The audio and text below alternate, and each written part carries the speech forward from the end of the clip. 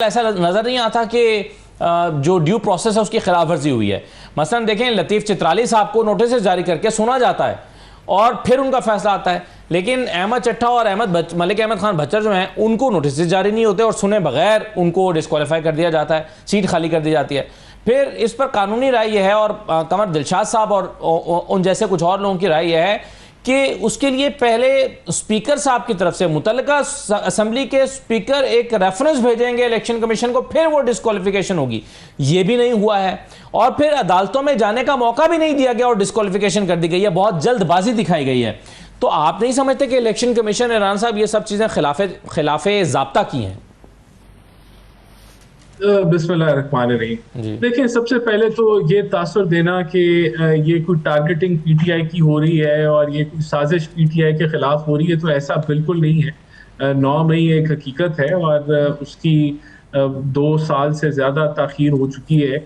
Cases की, और इसके ऊपर बहस भी बहुत रही है कि बड़े डिलेड फैसले आए हैं। लेकिन बहरहाल सुप्रीम कोर्ट के नोटिस के बाद कि इनको 4 माह में कवर किया जाए, अब डिसीजंस आ रही हैं। अब देखें, अब ये जो प्रोसेस है कि ऑब्वियसली जब एक सजा याफ्ता आदमी जो है वो पार्लियामेंट का मेंबर तो नहीं हो सकता। अब इसमें ये तो मैं तो लीगल एक्सपर्ट नहीं हूँ,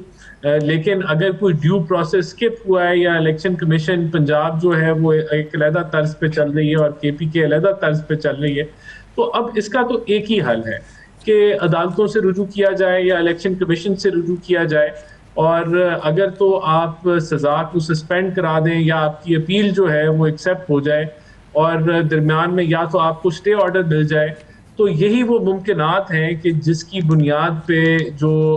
ये जो डिस्क्वालिफिकेशन है ये रुक सकती है, वरना तो ये नहीं रुकेगी। नहीं, मगर राना साहब, आपको क्या ऐसी कोई मिसाल आपके जहन में आती है कि लोअर कोर्ट ने या सेशन कोर्ट ने माजी में किसी को सजा दी हो और वो डिस्क्वालीफाई हो गया हो? क्योंकि हमारे जहन में जो मिसालें आती हैं वो सुप्रीम कोर्ट की आती हैं, इसीलिए बैरिस्टर अली जफर ये कह रहे हैं कि सुप्रीम कोर्ट अगर किसी को सजा बरकरार रखेगा तो वो नाअहल होगा, उससे पहले के स्टेज पर वो नहीं होगा।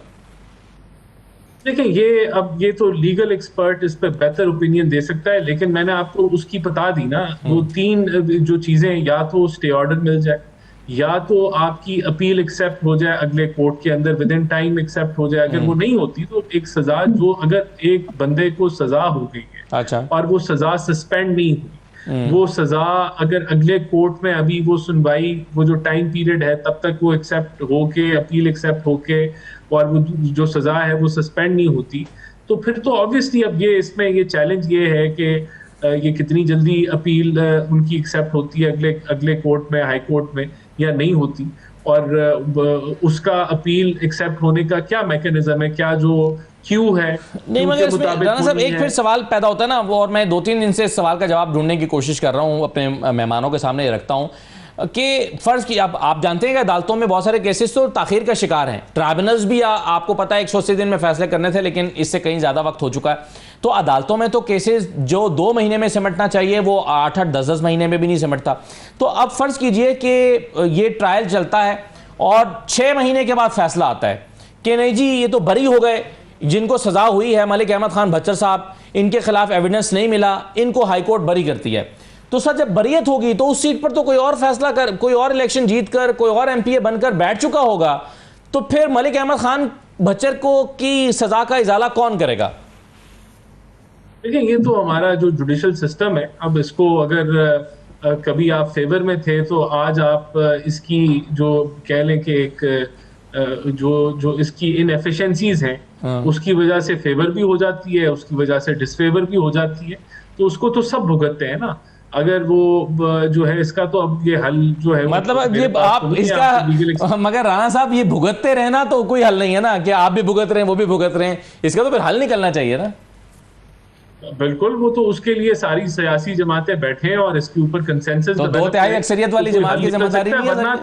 वरना तो जो आपने इशू रेज किया है, मेरे ख्याल से आप दुरुस्त फरमा रहे हैं। ये मुमकिन है कि जो आपने सिनारियो पेश किया है कि साल बाद जो है कोई हाई कोर्ट से किसी की सजा टर्नओवर, तो तब तक तो वहाँ किसी और कोई इलेक्शन भी हो गया होगा और नया मेंबर भी आ चुका होगा, तो वो फिर चीजें रिवर्स तो नहीं होंगी, लेकिन ये मुमकिन जो आप कह रहे हैं। राना एहसान अफजल साहब, ये सर, ये जो पाकिस्तान तहरीक इंसाफ एहतजाज कर रही है, इब्तदाई तौर पर कहा जा रहा था कि इन्हें एहतजाज नहीं करने दिया जाएगा, इन्हें गिरफ्तार कर लिया जाएगा, जलसे की इजाज़त नहीं दी जाएगी, लेकिन अब तो अंदाजा हो रहा है ना कि ये महज रैलियां हैं या महज एक जलसा होना है। ये कोई 24 नवंबर या 5 अक्टूबर की तर्ज का एहतजाज नहीं है, कोई किसी शहर पर चढ़ाई नहीं कर रहा। जैसे मैं आपको अली अमीन गंडापुर साहब का बयान सुनवाता हूं, जिसमें उन्होंने कहा कि जी मैं तारीख की एक बड़ी रैली लीड करूंगा और वो भी खैबर पख्तूनख्वा में करेंगे। अब इसमें राना साहब मसला ये है कि चूंकि ये एक रैली है और पेशावर में एक बड़ी रैली तो पेशावर में निकल रही है, लेकिन वो कहते हैं चलें और भी हलकों में या अजला में रैलियां निकलेंगी, मोबिलाइजेशन होगी। ना कोई रास्ता ब्लॉक करने की बात हो रही है, ना सड़कें ब्लॉक करने की बात हो रही है, ना किसी शहर में आकर धरना देने की बात हो रही है। तो इस पर तो हुकूमत को कोई एतराज नहीं होना चाहिए ना, क्या होगा फिर भी? देखिए, सबसे पहले तो ये जो तहरीक वाली बात है कि 5 अगस्त को क्लाइमेक्स होना था और पीक के ऊपर तहरीक होनी थी, वो तो सबको नजर आ गया कि इस गुब्बारे में जो है वो हवा भरी नहीं थी तो निकलनी कैसे थी। तो बात ये है कि अब ये रैलियां जलसे करेंगे तो उसके लिए भी आपको इजाजत लेनी होती है लोकल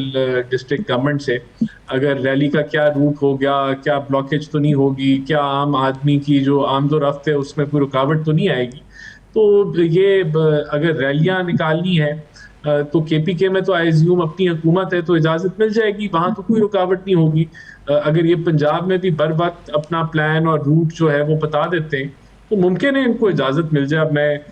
हर डिस्ट्रिक्ट की जो गवर्नमेंट है, डीसीज हैं या कमिश्नर्स हैं, उनको मैं प्रिडिक्ट तो नहीं कर सकता कि हर डिस्ट्रिक्ट या डिवीजन में सिक्योरिटी सिचुएशन क्या है या किस किस्म की इन्होंने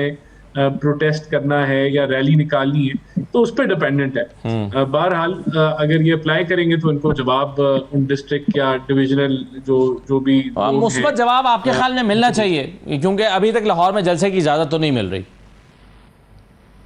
देखिए,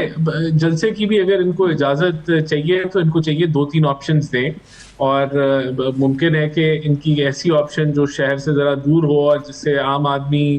की जो है वो आमदोरफ्त में कोई रुकावट ना पड़े या खलल ना पड़े, एक नॉर्मल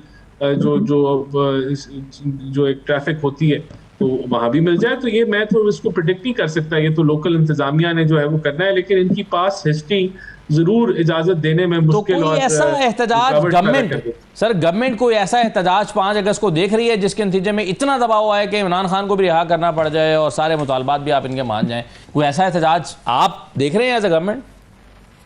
देखिए, मैंने तो आपको कहा ना, वो कहते हैं ना कि वो गुब्बारे से हवा निकल गई, तो इस गुब्बारे में तो हवा भरी नहीं है तो निकलनी कैसे है, ये तो मैं कह चुका हूँ आपको। तो गवर्नमेंट तो कहने का मतलब है कि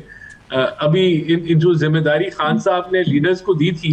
वो जिम्मेदारी अब जो है वो तहरीक तहफ़्फ़ुज़ आईन पाकिस्तान को